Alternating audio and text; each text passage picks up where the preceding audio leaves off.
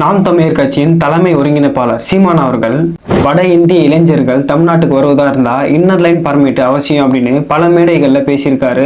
இந்த inner line பர்மிட்னா என்ன அப்படின்னு பாத்தீங்கன்னா, இந்தியாவுக்குள்ள வேற ஸ்டேட்டுக்கு போறீங்க அப்படின்னா நீங்க என்ன பர்பஸ்க்கு போறீங்க, எத்தனை நாள் அங்க ஸ்டே பண்ணீங்க அப்படின்ற ஃபுல் டீடைல்ஸுமே கிளியரா வெரிஃபிகேஷன் பண்ணி அந்த ஸ்டேட் கவர்மெண்ட் கிட்ட ஒரு டெம்பரவரியான அப்ரூவல், அதுதான் இன்னர் லைன் பர்மிட் அப்படின்னு சொல்லப்படுது. இந்த இன்னர் லைன் பர்மிட் இந்தியாவில் சில மாநிலங்கள்ல ஃபாலோ பண்ணிட்டு தான் இருக்காங்க. குறிப்பா வடகிழக்கு மாநிலங்களான அருணாச்சல பிரதேசம், நாகாலாந்து, மிசோரம், மணிப்பூர் போன்ற மாநிலங்கள்ல இந்த இன்னர் லைன் பர்மிட்டை நடைமுறையில வச்சுட்டு தான் இருக்காங்க.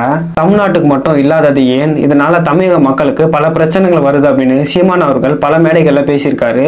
சரி, இதெல்லாம் ஓகே. வட இந்திய இளைஞர்கள் தமிழ்நாட்டை நோக்கி வர்றதுக்கான அட்வான்டேஜ் அண்ட் டிஸ்அட்வான்டேஜ் என்னென்ன இருக்கு அப்படின்றத டீட்டெயில்ஸா தெரிஞ்சுக்கலாம். ஃபர்ஸ்ட், தமிழ்நாட்டு மக்களுக்கும் சரி வட இந்திய இளைஞர்களுக்கும் சரி ஒரு ஸ்டெடியான ஜாப் கிடைக்குது.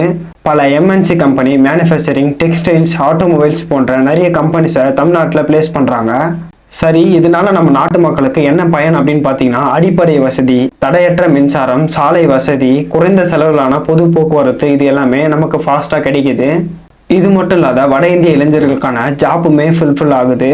எக்ஸாம்பிளா, பீகார்லேருந்து ஒரு 20 பேர் நம்ம தமிழ்நாட்டை நோக்கி ஜாப்புக்காக வராங்க அப்படின்னா அவங்களுக்கு தேவையான அடிப்படை வசதிகள், 3 வேளை சாப்பாடு, தங்குறதுக்கான ரூம்ஸ், நிம்மதியான வாழ்க்கை, மாசம் கடைசியில் சேலரி அப்படின்னு எல்லாமே அவங்களுக்கு பெனிஃபிட்ஸா இருக்கு. இது மட்டும் இல்லாத தமிழகத்துல தாபா, ரெஸ்டாரண்ட் போன்ற நிறைய உணவு விடுதியிலுமே தங்கி ஒர்க் பண்றாங்க. ஃப்ரீடமான ஒரு வாழ்க்கை. அவங்களுக்கு ஒரு ஃபெஸ்டிவல் அப்படின்னா அவங்க ஊருக்கு ஈஸியா போயிட்டு வர்றதுக்கான கன்வீனியன்ட் எல்லாமே நம்ம தமிழகத்துல கிடைக்குது. இவ்வளவு நடக்கிறதுனால தமிழ்நாட்டு மக்களுக்கு ஸ்ட்ராங்கான பொருளாதார வளர்ச்சி இருக்குது அப்படின்னு சில ஆய்வுகள் சொல்லப்படுது. சரி, இதெல்லாம் ஓகே. வட இந்தியர்கள் தமிழ்நாட்டுக்கு வந்தாங்க அப்படின்னா தமிழ்நாட்டு மக்களுக்கு டிஸ்அட்வான்டேஜ் என்னென்ன இருக்குது அப்படின்றத இப்ப பார்க்கலாம். பெரும்பாலும் சென்னை சிப்காட் பகுதிகளில் உள்ளூர் மக்களுக்கு வேலை இல்லாத போற ஒரு நிலைமை ஏற்பட்டிருக்குது. வட இந்திய இளைஞர்கள் ரொம்ப லோயஸ்டான சேலரியில ஒர்க் பண்றதுனால நம்ம நாட்டுடைய இளைஞர்களுக்கு வேலை இல்லாம போகுது. லாபத்தை மட்டுமே போக்கஸ் பண்ணி நடத்துற சில கம்பெனிஸ் எல்லாமே தமிழகத்துடைய உள்ளூர் ஆட்களை வேலைக்கு சேர்க்க மாட்டாங்க. அதே கம்பெனில நம்ம ஒர்க் பண்ணிட்டு இருந்தோம் அப்படின்னா early 1 increment, Deepavali, Pongal, bonus இதெல்லாம் கேட்போம் அப்படின்னு சொல்லிட்டு தமிழகத்தில் இருக்கிற உள்ளூர் மக்களுக்கான வேலை கொஞ்சம் கொஞ்சமா ஸ்டாப் பண்ணிட்டு வராங்க.